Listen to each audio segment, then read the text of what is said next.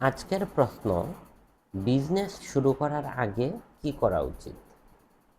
Business শুরু করার আগে অনেকেই বলেন, বা আমি নিজেও বলি, অনেক রিসার্চের দরকার আছে, কিভাবে কি করবেন, প্ল্যানিং সব কিছু সাজাতে হবে।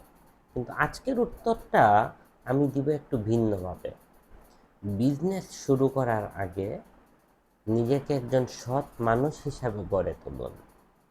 কারণ একটা বিজনেস যখন আপনি শুরু করবেন, এই বিজনেসে সৎ অসৎ অনেক উপায় এসে ধরা দিবে।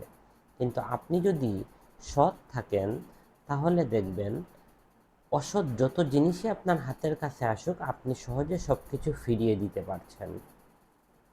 এই জন্যে বারাকা, একটা বিজনেসের মধ্যে বারাকা কখন আসে? যখন আপনি সেইটাতে সৎ জিনিসগুলোকে ধরে রাখতে পারবেন এবং অসততাকে দূরে সরিয়ে দিতে পারবেন।